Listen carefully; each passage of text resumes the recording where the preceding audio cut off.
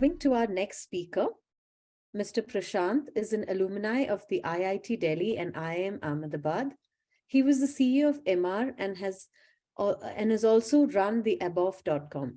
He was also the partner at McKinsey Company, where he was the leader of their infrastructure and construction practices. He is now running Bandhoo.com, a unique company that's using technology for all aspects of construction. Bandhoo's clients include some of the largest names in the real estate industry: Lodha, DLF, Embassy, WeWork, MR, L&T, Adani Realty, and some of the largest general contractors like L&T and Tata Projects. Let's hear from Mr. Prashant on the use of a marketplace for sourcing labor on demand. Welcome, sir, to our CREDAI Marathon series. Yeah, thank you for the invite and pleasure to be here. What I'll do is I have a short document. I'll try and quickly run through it in the next 10-15 minutes. And then to the extent there are questions, I'd be very happy to answer those. Share my screen. Is this visible? Yes, sir. Okay, the topic I wanted to spend some time on today was, how can you use technology to build a high-performing organization? One of the things everyone has learned over the last couple of years is COVID-related disruptions or otherwise, technology plays a big role in trying to do things remotely, more productively, more efficiently. So how can you use that in the context of real estate or in the context of infrastructure, construction? What do you do and how do you do it? And what can you learn from other companies who might be on the leading edge of this phenomenon? So just to start off the discussion. Sir, I request you to make this a full screen because I think that's more better. Yeah. That better? Yeah, you'll have to. Yeah. Thank you, sir. Okay. So if you think about evolution of any company in terms of technology adoption, we have seen basically companies in 4 levels, you can say. So the starting point obviously is level 1, which you see at the bottom left of the chart. This is a place where the company has all its finance and accounts digitized, maybe using SAP Financials or Oracle or Microsoft Navision, Tally, something. But apart from finance and accounts, almost everything else in the company is run on emails and spreadsheets and WhatsApps, right? So that's basically the starting level of technology adoption in the company today in real estate. Level 2 is when you've gone one step further and on the customer side, you have done some digitization of your business processes, right? So you have some database for managing your customer relationships. Maybe you have some databases and systems to manage your channel partners, your sales partners, and so on. So that's the second level. The third level is you've gone beyond that and you pretty much internally, whatever your processes are around managing the project budgets, around managing contracting, managing procurement of all kinds, project-related monitoring, project billings, etc., etc. All the internal users are using various kinds of technologies and systems to internally collaborate, share information with each other. Knowledge is residing in company systems, not in people's laptops. And very little use of emails and spreadsheets internally. But you're using most of emails and spreadsheets for external partner collaboration, right? Because you may be working with some design consultants, some cost consultants, maybe your contractors and subcontractors that you're dealing with. So in those interactions, you are actually using emails, WhatsApps, and spreadsheets. But internally, mostly people are not having to use these kinds of things. And level 4, which is probably the most evolved organization in today's technology world, is a real estate company which is using some set of systems and tools and platforms for external collaboration as well. So the same system is being used so that the data that you see as a company, your partners also see. Obviously, they see only what they need to see. They don't see everything because there's obviously a lot of confidential and proprietary information. But they also collaborate with you on the same system and the same platform. Now, all of you yourself are a good judge of which level your company today is. Is it level 1? Is it 2? Is it 3? Is it 4?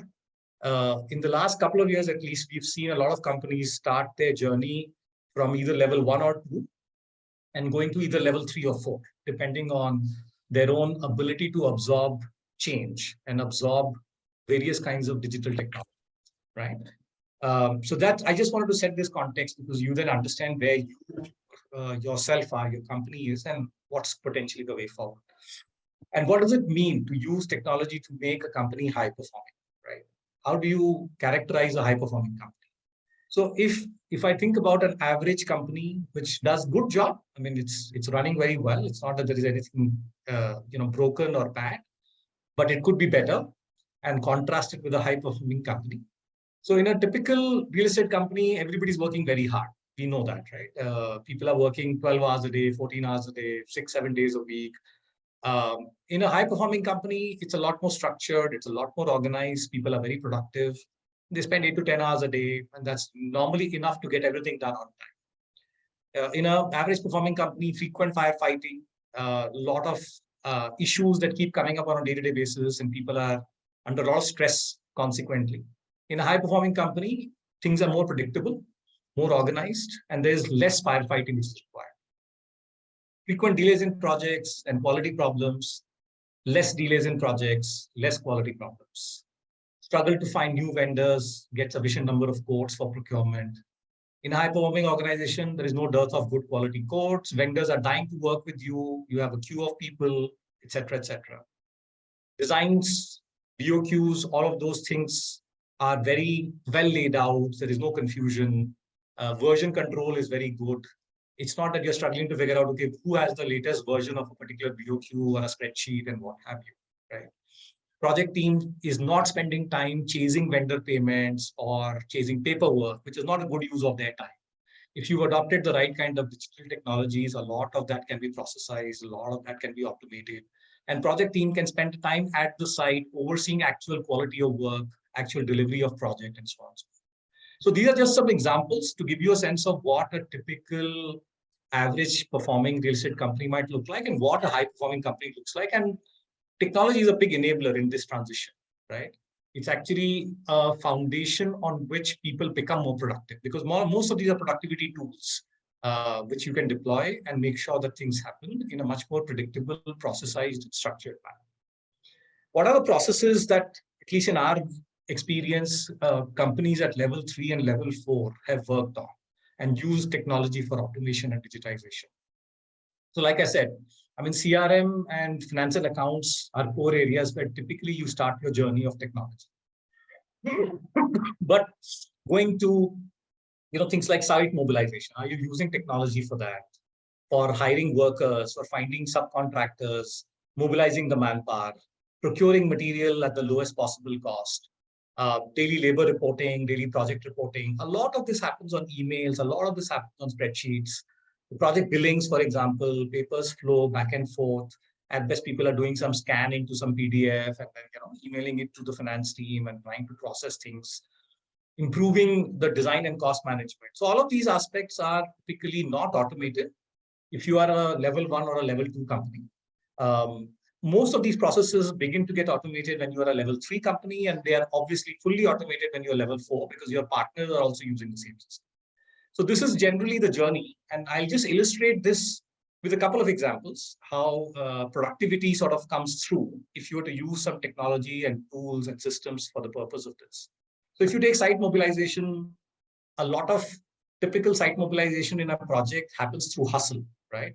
Calling a bunch of people, sending out WhatsApps, figuring out who's available, who's willing, who can go from one site to the other, where are the new guys that we can find.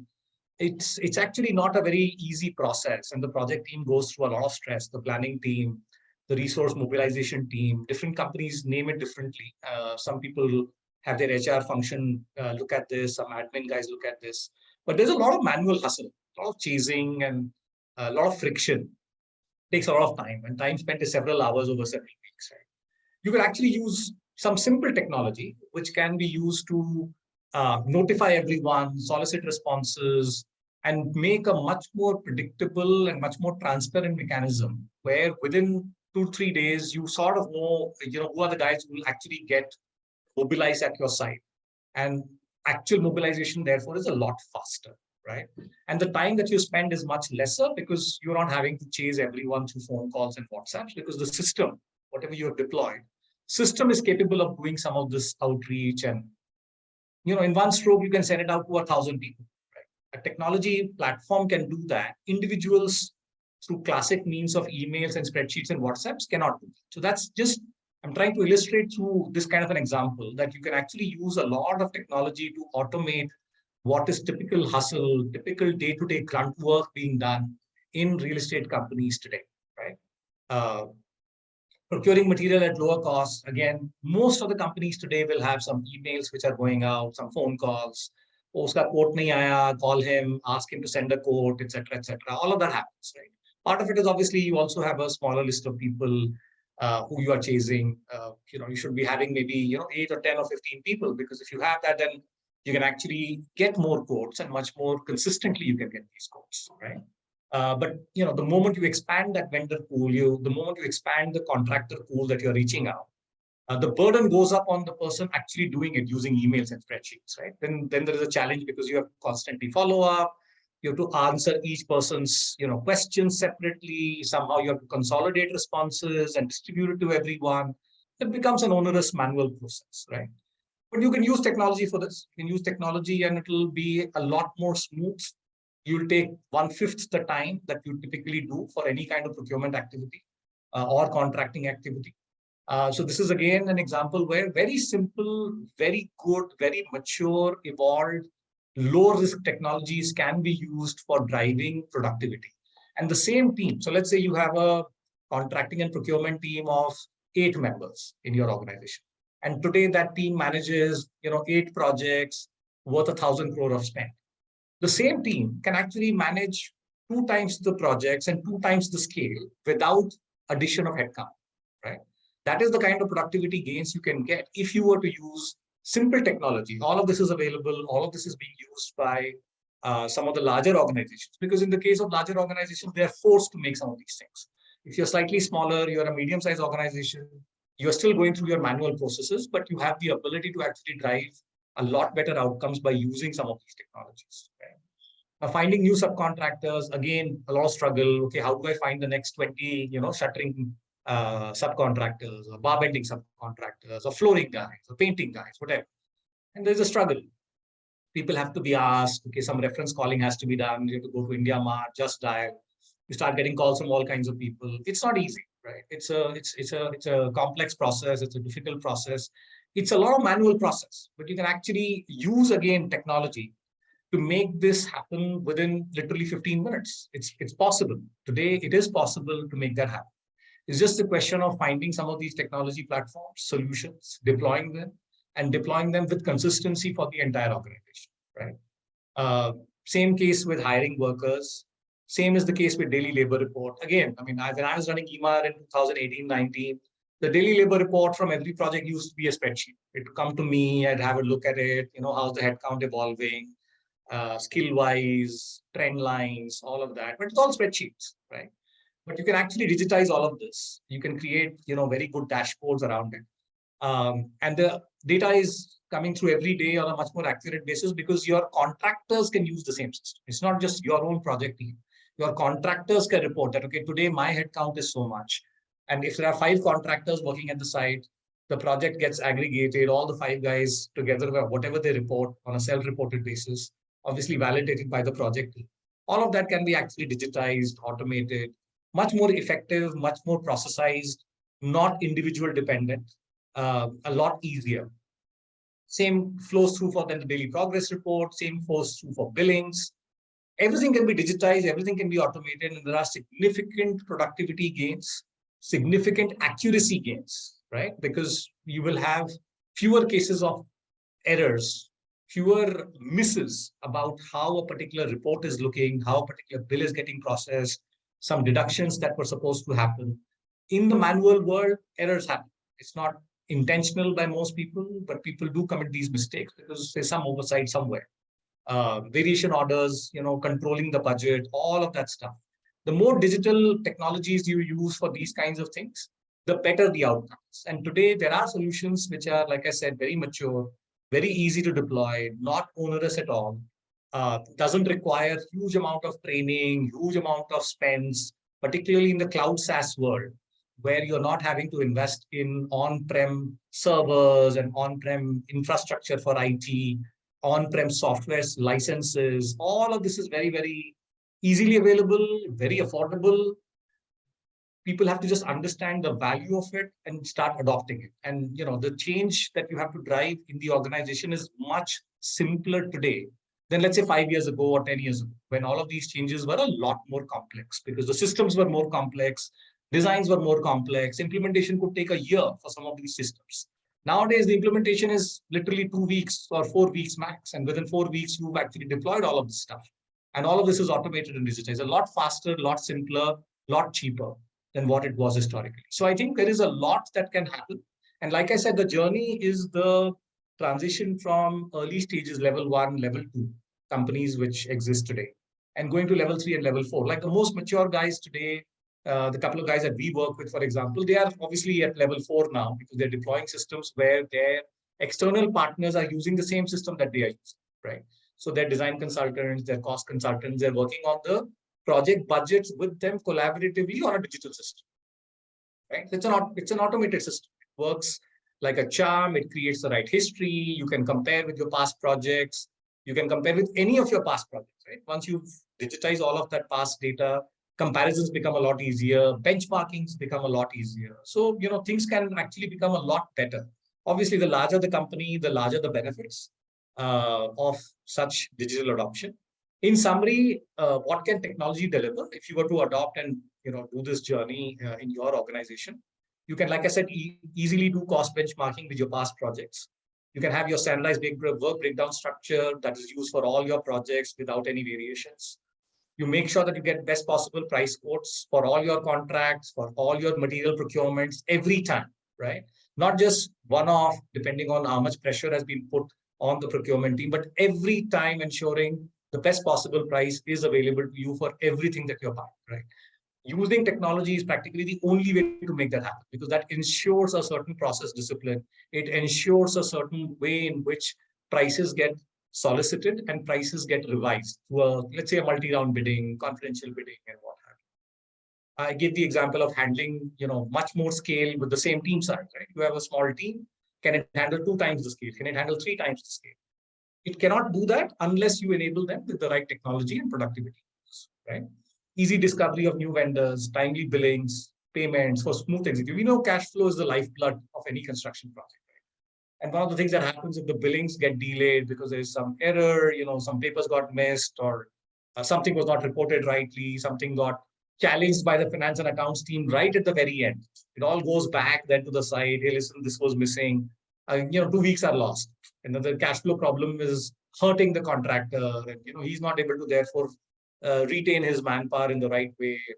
Project delays begin to happen. All of that friction is not very uncommon in the real estate world. The more technology you use, the more all of this gets streamlined and smoothened and begins to work closer to how evolved manufacturing organizations work in the world, in India or overseas, right? Everything is processized, everything is tech-enabled, data flow is very seamless, not just internally within the company, but with external partners. So net, let me just stop there. I think this is really what I wanted to share with all of you, because there's a lot of opportunity for digital adoption. And we are seeing that wave sort of come through now, some of the larger developers of the country who are adopting some of this cutting edge technology. Like I said, the good news is now technology is a lot more affordable. Now technology is a lot more simple for adoption. It is not, classically, some of you would remember, 10 years ago, or even now, if you were to implement SAP, it's like a 3-year project, right? Now that is not the case. Now, modern technology solutions that are available, they are very fast, very easy to deploy, and within like a month or 2, you are able to actually change everything about the process and derive a lot of business value and business benefits. So let me just stop there. Very happy to take any questions that you guys have and provide responses.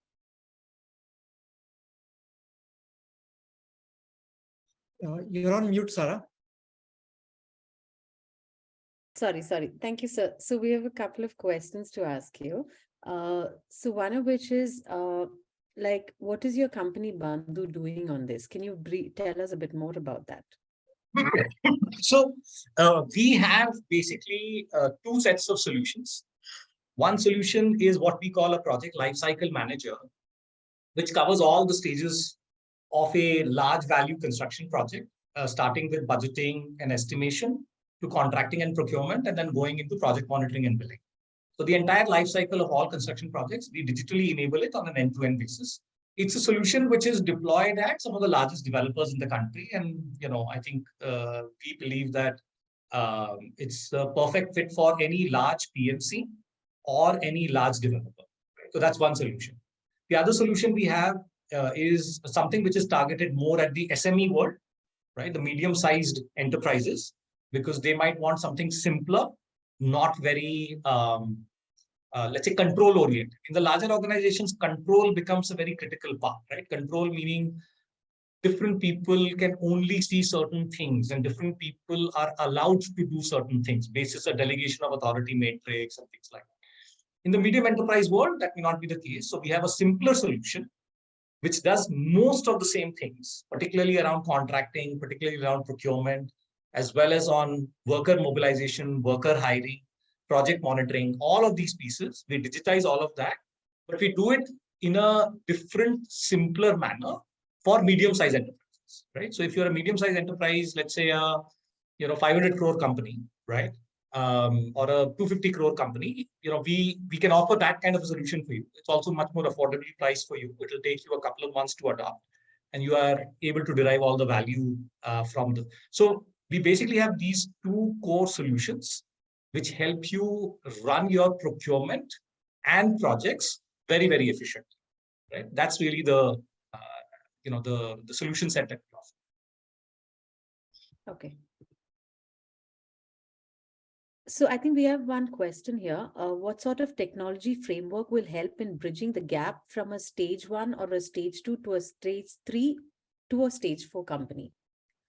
Yeah, so like I said, I mean, see, from level 1 to level 2, it's about adopting some kind of CRM solution, right?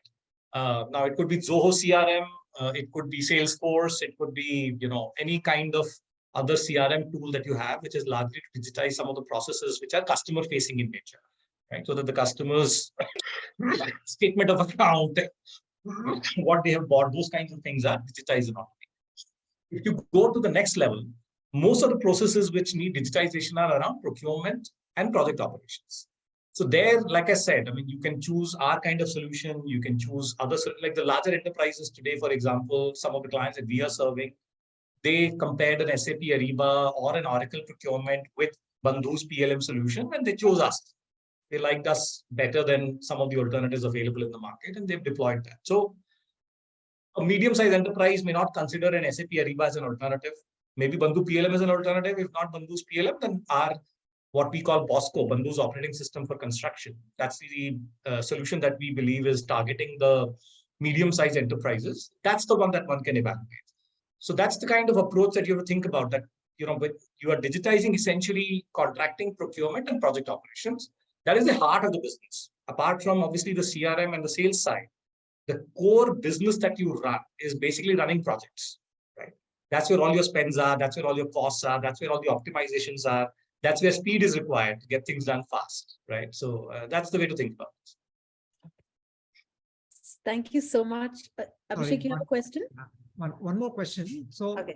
Prashant, you spoke about how some of these things like DPR or your budget monitoring reports, etc., could be digitized or could be made automated. Most of us, as you said, still run Excel sheets, and someone is filling those Excel sheets at site and sending it to the HO, and then most people don't end up reading those DPRs after having someone spend half an hour preparing their DPR every day. Can you talk to us a little bit about how do we end up digitizing all these things? So I think in our view, one person filling up a spreadsheet is a bad idea, right? The reason it's a bad idea is because firstly the data becomes questionable, right? Because where is the accuracy of it and so on. So the way we've designed the system, and I think that's probably the modern way of looking at project monitoring, is that you have to get data from the field, from the source, right? The guys who are actually doing the work. They basically provide updates against the scope of work, okay? And there's in our design, for example, we have a chat-based interface, which is what is used to update progress against a particular scope of work, right?